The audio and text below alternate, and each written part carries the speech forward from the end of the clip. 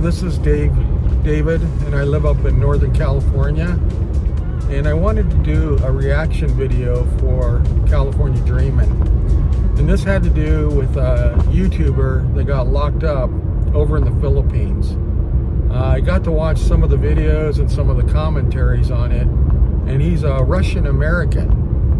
And oh my gosh, what an obnoxious person this person is. And basically he's doing all this acting out, to get views on his YouTube channel.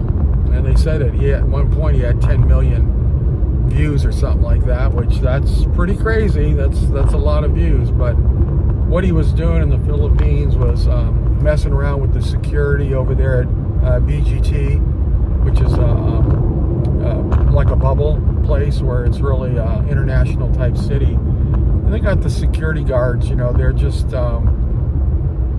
trying to keep everybody safe, and he's grabbing their hat and running off with it. It really reminded me of what you had going on in high school, and the way he talks and the way he acts just is like an obnoxious person from high school. He is kind of built looking, so they were saying somewhere whether he took anabolic steroids, so maybe this has something to do with the way he acts. But he took the hat off, started running away with it, started filming the security guard, which you're not allowed to do that, and was actually trying to take his gun out of his holster. He thought that was funny. And then they show a video of him grabbing a motorcycle and running down the street with a police motorcycle. They're talking about he's going to get 26 years in a Filipino prison. Then when he got his mugshot, he has this smirk on his face, and I think it's one point he might have said, or he alluded to the fact that he's an American, so he can do whatever he wants to do. And I, like a lot of other people, I think they're going to throw the book at him. He doesn't realize he's not in an American prison, or an American society. So that Filipino society, it's not unusual in other countries that you could be sitting in jail for a year or 2 years before charges are even filed. In these jails, you might think that the Filipinos are friendly, nice people, but you do not want to be in these jails. These jails are bad. In fact, it's one of the reasons, it's a little bit of a concern for me, because I would not want to be caught with drugs or anything like that on my person, either planted, or accidental. I don't do drugs, so that would be good. Plus, I'm older. I think that would help me out. But I remember when I was in the Navy, and this was in 1983, we were stationed on the island of Guam. And so the people there, they're Guamanian, but they're really Chamorro is their nationality, and Filipinos.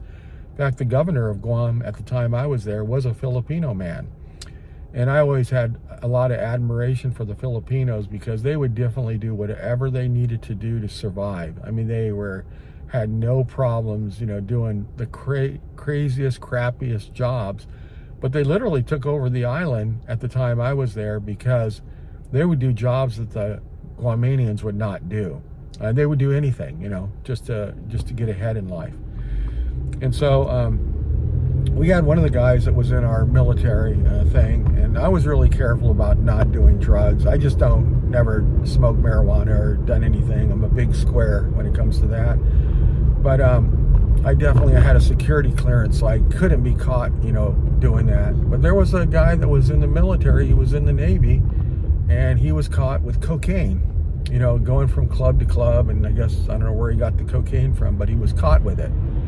And in Guam at the time, they were so down on drugs that you had a 10-year mandatory prison sentence for having drugs on your person. And oh my God, it was a freaking nightmare for him, because they had to get a Guamanian attorney, they had to get a civilian attorney, from the States, so they could interact, and then they had to go, his parents had to come there.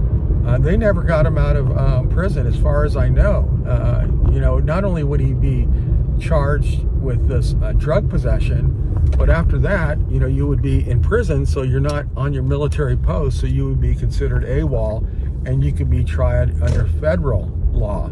Because if he really was going in for 10 years, because they don't have, you know, getting out for good behavior or anything like that. I just remember him being an example. He kind of went through the whole base. We were all talking about it, and I was there for 3 years, and that happened when I first got there. And by the time I was leaving, he still was not out of Guamanian prison. And he's a short little white guy, and you do not want to be a short little white guy in a Guamanian prison. I mean, you just don't want to be there. So, you know, when you go to these other countries, you know, you're a guest and you have to act like a guest. I think a guest would not bring cocaine into their house of somebody that they're staying with. You know, you got to act like you're there as just only a guest. You don't have any rights. So this guy in the Philippines, he had that smirk on his face when they took his mugshot, but we'll see what his smirk looks like after a year. You know, maybe he'll get charged within a year. I mean, it was so bad that the president of the Philippines is involved, and it just makes them look like they're stupid, you know, and he's not going to go for that. So just shocking that happens to YouTubers. But I think YouTube, first off, has to cut him off, you know, from getting any money or anything from YouTube, because that kind of behavior is just terrible. And when I heard everyone's saying that he's Russian. But when I heard that he was American Russian, I was like, oh my God, I hate to hear the fact that he's American, because, you know, that's where I'm from. And we have a reputation of acting like that, but we can't act like that when we're in another country. Anyway, that's my little reaction video on that one. I watched quite a bit of it yesterday. So thank you much, and have a great day.